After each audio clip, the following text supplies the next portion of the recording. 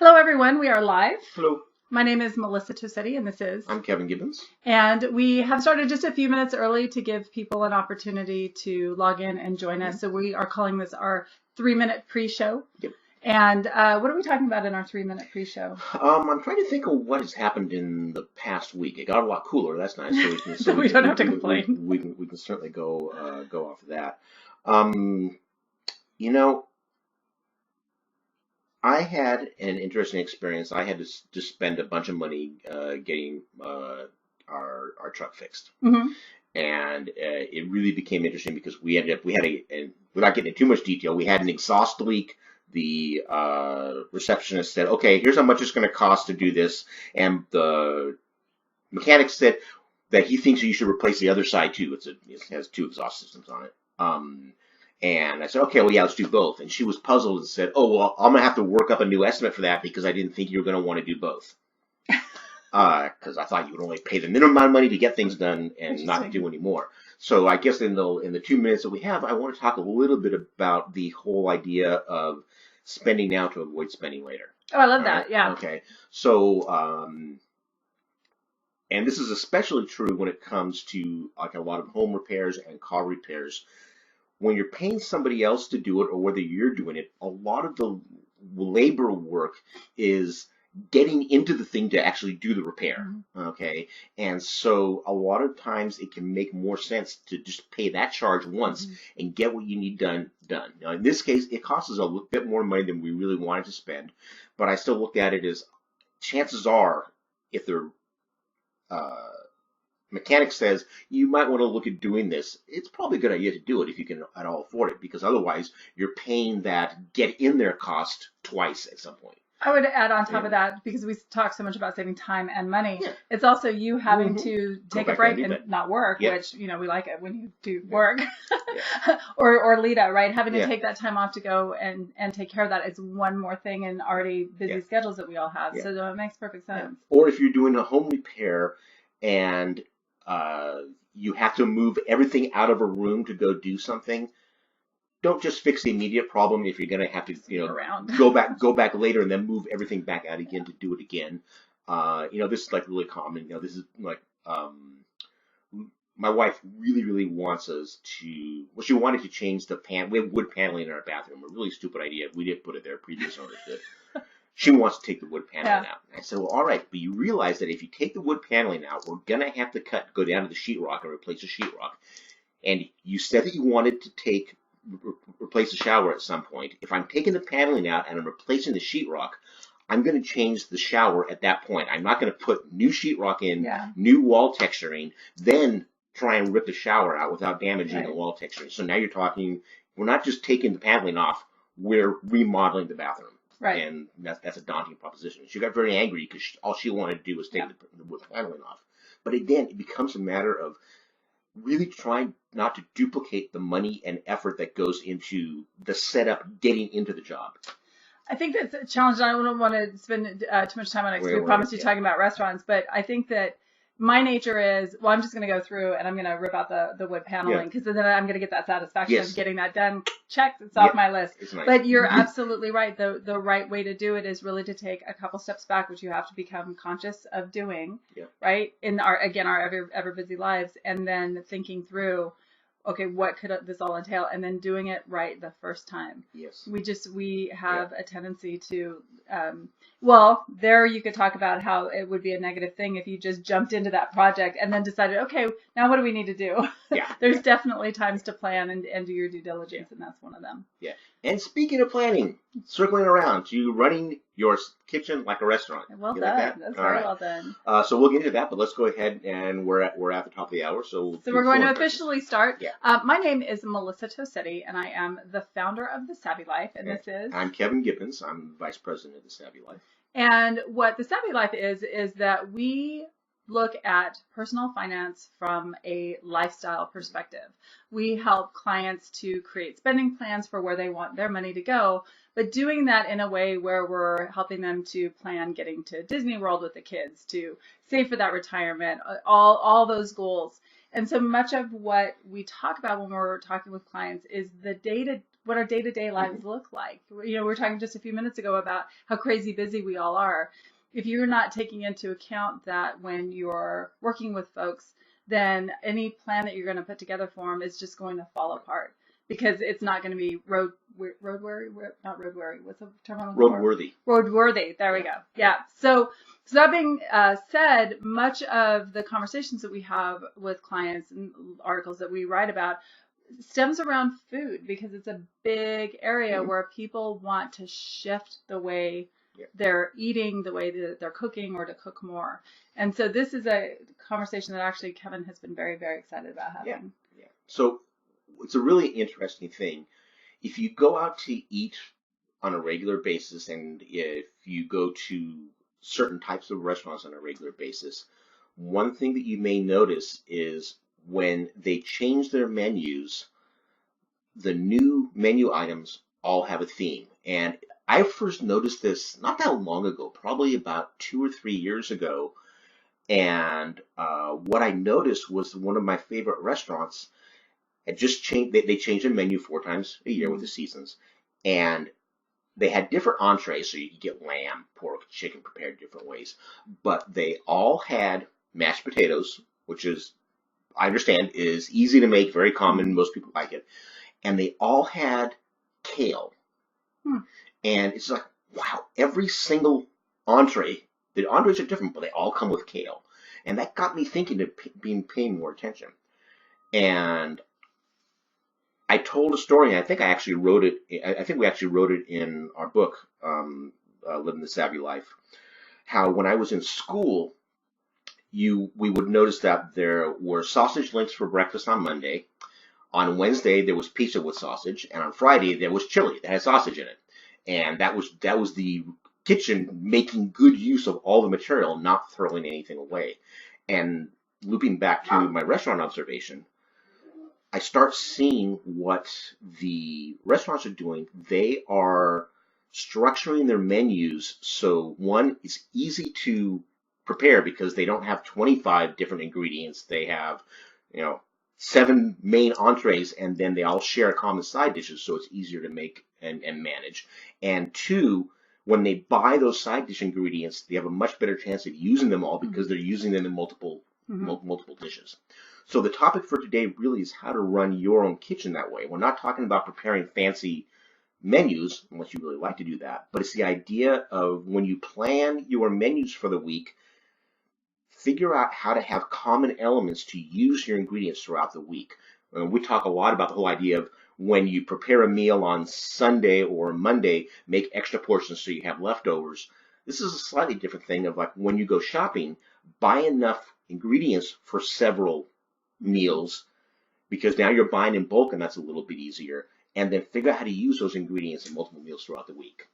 What I love about that idea is that, a lot of folks, they don't like leftovers, or their family has a resistance to leftovers. And so that thought of like cook once, eat multiple times does not appeal to them. And I understand that everybody is different, but this allows you to have, like, just like you said, there's a theme, right? So let's just say, you've got, take an example that we actually use in our family, and mostly during the winter when we do this is my husband will roast a chicken on a Friday night, right? And so we'll have roast chicken, and then the next day we'll pull that apart and I'll make chicken pot pies, which I really love working with pastry dough, right? And then the next day or the next couple of days we might chop that up, the leftovers up, and eat chicken salad. Now they're different meals. They've got a common theme. They're different meals, and depending on how good you are with spices, and my husband happens to be really good, it's got a different flavor. It's got different texture. So it's not. It's a. You could call it leftovers, but I feel like it's really just using the same ingredient to make different meals. So that's one way of looking at it, but I would even take it one step further removed, where let's say that I decided we're gonna cook zucchini squash vegetables. A lot of people don't. Go ahead. Okay? So what we do is instead of buying enough for one meal, we buy enough for maybe 2 or 3. And on Monday dinner, we do sauteed zucchini. And then on Tuesday or Wednesday, maybe we do broiled zucchini with breadcrumbs and cheese on it. All right. And then on Thursday, maybe we julienne cut them and do something else with them. So it's the idea of actually preparing different food menu items with the same ingredient. Okay. So it's just the leftover aspect is using the raw materials in different ways. Right. Yeah. And that's just nice because especially if you're a small family, like it's just my wife and I, if we buy a couple heads of broccoli, there's no way we're going to eat that much in one sitting. So now we can do the thing of where, okay, we can do steamed broccoli one day, we can do sauteed broccoli at some other time, we can do, broccoli and cheese another time. Yeah. All right. And so by spacing that out and mixing it with different main entrees, you don't feel bored, but you're getting better use of the ingredient, and you can buy it in bulk, and it's a little bit easier, hopefully a little bit easier there. So, Jill, hello. Thanks for joining us. Yes. I agree, and that's one avenue of working at one of the other, or actually let me back up just a little bit. I think that also works very well with seasonal items, right? Yes. And so you've got zucchini, or is that what you said? Yeah, zucchini. Yeah. So let's say whatever, zucchini, right? So there's a certain time. It happens to be a long time during the summer where that might be my my aversion to it. But it's that idea that while you have an opportunity to take advantage of those particular items, go ahead and use them in multiple different ways. And then what I love about that too is that not only are you using seasonal items, typically seasonal items are less expensive. They're also fresher. Better quality. Yeah, exactly. Yeah. And so that's really what we mean in this idea of running the kitchen like a restaurant. Is just a restaurant is very concerned about food wastage because that cuts directly into their profits. And we often say that the most expensive food that you buy is the food that you throw away. Yeah. And so it's amplified in a restaurant. It really affects their bottom line. So they really want to make sure two things happen. One, they don't want to run out of food because that really annoys their customers and that affects their sales. And two, they don't want to throw away food because that annoys the owner and affects their profits. So both true for home chefs as well. That you don't want to run out of food because you want to make sure you're feeding your family, but you don't want to throw that food away. So just thinking with the idea of I'm going to buy these ingredients and I have multiple ways of preparing them, and I'm going to do that following some type of a theme throughout the week, I think will help you with your grocery purchasing. And it gives you a chance to be creative because it is a little bit of a challenge to say, okay, how can I come up with 4 or 5 different ways to prepare this? I think that it is a bit of a challenge, but what I like about that particular challenge is that it's in a box. Yes. So when I have the world to me that I can cook anything that I want to, I get absolutely overwhelmed by that idea. But if you tell me, here, do something with this hamburger, and you have to do something different with it for the next 3 nights, it's like, oh, okay, well now I've got structure and I've got something to leap off of. Same subject of this idea of running your home kitchen like a restaurant, more along the lines of organizationally. Yes. I have, I'm a big fan of getting rid of anything in your kitchen that is not serving you. If you have not used a utensil or a pot in over a year, get rid of it. Absolutely get rid of it. It takes up space and it blocks access to the things that you need to use. If you have to go spelunking in your cabinets to find the one pot that you use all the time, then it's anything. It's like working out. Okay. So for a lot of us, we might enjoy working out, we might enjoy cooking, but if I've just worked out and now I've got to come home and cook, if it's challenging in any way, even though I really enjoy cooking, I'm tired. Yeah. And I'm going to resist doing it, and the likelihood of not cooking, or, well, not necessarily getting takeout, but heating something up that is in the freezer is much, much higher. And especially if I've got fresh ingredients, then there's a potential that they're going to go to waste. So one of the things that is kind of starting to fall out of favor, and I'm a little bit disappointed, but it also ran its course, was the guess they're called presentation kitchens, the open kitchens where you can see the cooks Yeah. doing everything. That was really popular in the 80s and 90s, and there's still some restaurants that do it, but it's not quite as much of a thing now. I used to love that because you can watch as the cooks do things and you can learn a lot. One of the things that I really specifically studied and really enjoyed watching was economy of motion in the kitchen. Mm-hmm. These people are cranking out hundreds, if not thousands, of meals in an evening. And there could be one cook back there. There could be a staff of 20. They have to move around each other and figure out what their assigned roles are, and they have to be efficient. If they're wasting motion, it's tiring them out, and it's wasting time, and the food's getting out there late. So watching a well-run kitchen is really fascinating. And one of the things that really ties in with what you just said is you can tell what utensils, what pans and stuff are really valuable to a cook because they're the ones that are right there. Yeah. And they're the ones that they always go and use. And so setting up your kitchen so that the things that you use are right there, you know right where they are, and you can go ahead and get access to them. Yeah, that's a real key tip, I think. I have two thoughts on that. Number one, the film Disney movie Ratatouille has a great scene in that of like them getting trained of like here's your space and you don't waste motion. Yeah. It's a cute movie anyway.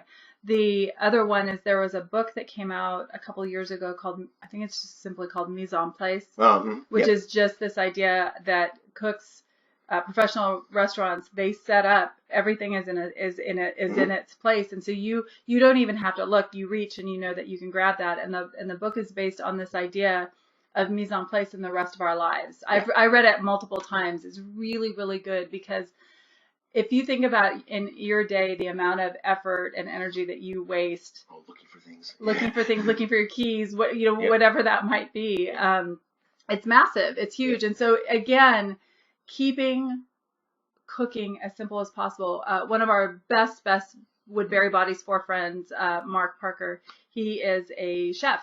He's a trained chef, and one of the things that he does, even though same thing, he loves to cook, but he comes home after a day and he can be very tired by it, or too tired to want to cook. But he, for a long time, set up his cutting board. And the way they do it is they have a towel underneath the cutting board so it doesn't slip. And he's got the cutting board and he's got a knife set on top. So it's like, it's begging him, excuse me, Mark. And I love that. And that actually made me feel better because here is a person who chose to go into that career. And he still struggles with it because you just, human nature, you just get tired. You just get tired, So that the continuing on that idea of the if you're not using it, get rid of it. Hi, Tinker. Oh, hi, Tinker. Thanks for joining us today. Yeah. Is something that I think Alton Brown was the one who said it. That never buy a tool that only has one function. Yes, Alton Brown is a famous television cook. He's not a chef. On the usually on the Food Network. His show Good Eats was on the Cooking Channel, and then he does a lot of guest appearances on the Food Network. Yeah. He's phenomenal. He is. But again, his whole thing is, most kitchens are too small to have single-use tools. So anything that any tool you have in your kitchen should be able to do multiple jobs. Just because you don't have the time and to go look for individual use tools, you don't have the space for them. So really think about that. Yeah. So along the same theme, and this is going to sound a bit like a type A personality thing, but trust me, it'll save you time, energy, and money in the long run, is to keep your refrigerator organized. And I don't mean that everything has to be, all the cans have to be faced, but I can tell you that every Guinness bottle in my kitchen right now, or my fridge is faced forward because it just makes me happy.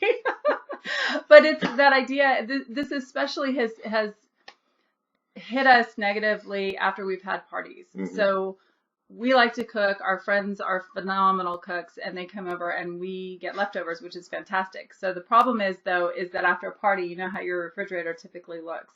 Well, this is amplified by the fact that our refrigerator, the freezer's on the bottom and the fridge part's on the top, and I'm only 5'4". And so there are times where I can't see above the leftovers to see what's behind. And I've wasted leftovers that I really was looking forward to, but just kind of happened to forget about because they were in the back. And then, by the time it's, a couple weeks later and you're like, okay, this is sad. And then found those leftovers, and it was just, I was gonna say it's like finding a dead puppy. That's a terrible. That's a little extreme. It's a little but extreme, but it's like it's finding treasure that is a lottery ticket that somebody tore through. That's wasted. Yeah, and being height challenged isn't really a good excuse because I have the same problem, and I can definitely see all the shelves in my refrigerator. But yeah, that is something again that if you don't have your refrigerator or your pantry organized to where you know what's in there, then you forget about them. And most likely what happens, and speaking from experience, is you go out and you buy another one. Yeah. Right? And we've talked about this for other aspects in the home, but especially in the pantry. I've gone through and not been able to find something, dealt without it for the meal, and then went out and bought whatever it was, a spice or that ingredient. And then I go put it in the pantry, and it really should go right here where the other three are. I'm laughing because it's very, hits home. So, and this can be complicated if you do not live by yourself. If you live by yourself, you have nobody to blame except for yourself if your pantry or your refrigerator gets disorganized. If you live with somebody else, you have somebody else to blame. But that doesn't really go for conducive relationships. So be careful how you use that. But that is a problem, is that you really need to make sure that all the people that use the pantry and the refrigerator are more or less on the same page. I'll be honest with you, I did have some challenges with my wife and I where both of us decided that the natural place for something is here, no there. Yeah. And so every time she would use something, she would put it in her natural place. I couldn't find it. I would eventually, yell and scream, where is it? She would tell me where it is in her natural place. I would use it and I would put it in my natural place. Yeah. And this went back and forth as a battle of wills until we eventually, compromised over time. But if you don't do that, you're going to be completely frustrated. So figure out where it needs to go and get an agreement on all people in the household, whatever that is. So my husband Paul is left-handed, and that's what's natural to Dante and I is very unnatural to him, and I can always tell when he unloads the dishwasher because things are like the opposite of where I would have put them. And you know what? I'll tell you what. I can't complain because he unloaded the dishwasher, right? So there's a balancing act there, and that's another story about getting the whole family involved in things. It is a balancing act. Yeah. And but again, it comes back to is that in a professional kitchen, you don't have a case of where one chef says, "Oh, this is where this goes," and another chef says, "No, this is where this goes." In the kitchen, they lay down the law and say, "I don't care who you are. Everybody puts it here because this is where it needs to be for everybody to find it." So again, it's going back to running your kitchen like a restaurant. Figure out how things are going to be organized and really keep it that way. It will make your life so much easier. Yeah. One of the this again stems from restaurants, but I think of it as the next level savvy kitchen running, if you will, and that is to base your meals also on what needs to be used in the kitchen. And this is not always easy, especially if you work outside. If you're working outside home and you're doing your grocery list from your desk at work, and you're trying to, it's very easy to forget what your base is. What is it that you have in the refrigerator that needs to be used, or the freezer, or whatever that might be. But yeah, if you can get into that habit when you do make your grocery list from home, that you're very thorough about it. But the start of whatever 3 meals that you're going to make the next week, if you're going to do 3 meals, cook 3 times and then have plan for leftovers, is to open up the fridge and see what needs to be used, from the vegetables to meat, whatever. And then the next layer of that is actually to do the same thing with what's in your freezer. We teach an hour-long webinar, an hour-long class on running a savvy kitchen. And one of the themes is that food should not be decorative. So the things in your pantry, the items in your freezer, we have a tendency to just kind of keep buying more and shoving, so things just keep getting shoved into the back. Something might happen to a bag and all of a sudden something's freezer burning and you can't use it. They're in an ideal world, and I'm saying ideal because I mean that sincerely. I understand that things happen. But in an ideal world, everything in your pantry, everything in your refrigerator, and your freezer is getting rotated out within a 3-month time period. And that is actually something that we do, and maybe that's something we can do in the next week or so. We should do after the 4th of July, is we call it a pantry challenge. Yeah. And what that challenge is that you simply see how long you can go by using only what you have in the house, that with the exception of going in and replenishing your perishables like milk and things like that. Milk, produce, yeah, exactly. But the idea is getting, finally doing something with that canned mushroom soup. Yeah. Right? Or finally doing something with that roast that's been in the back, and just say, this Sunday, we're going to cook it. And we have been doing this pantry challenge for our clients and audiences for, I want to say, about 8 years. Yeah, for years, yeah. And the longest any person has gone without having to buy more groceries, with the exception of, again, the perishables, was 3 months. Yeah, that's a pretty hefty backlog.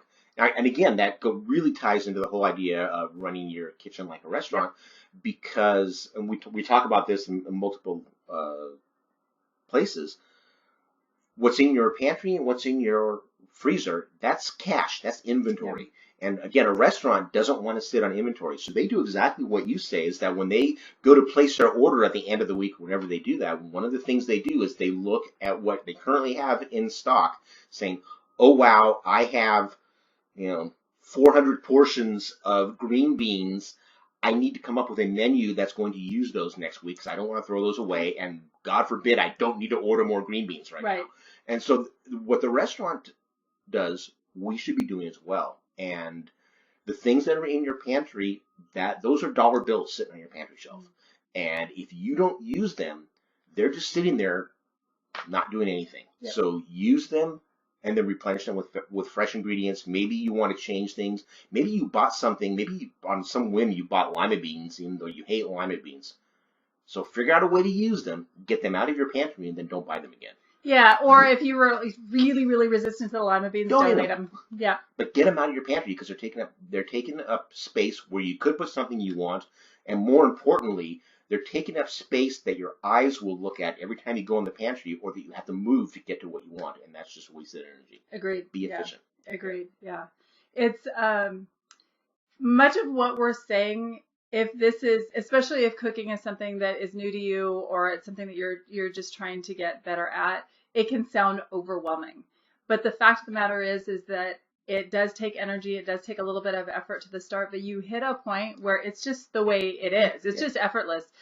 Much of what we do and much of what we talk about is systems. Mm-hmm. And then once those systems are in play, it's just habit, and it flows smoothly. Yeah. Yeah. And the whole goal of that is, yes, there's time, energy, and effort at the start, but what that frees up for you down the road is priceless. It really, really, truly is. And I feel like the kitchen and around food, I feel so strongly about it. Number one, because we see so many people really struggling with it. Number two, because for some people they feel like it's witchcraft. It's not. It's a science that there's an art to, if you want to take it to a next level, right? But the other aspect of it is that food is culture, and food is family.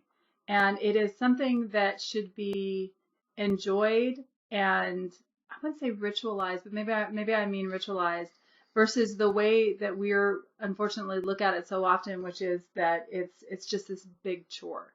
So whatever we can do to make it simpler, I think will go a long way toward increasing quality of life in general. So you brought up something, a real interesting thing that I hadn't thought of before, because I don't have kids.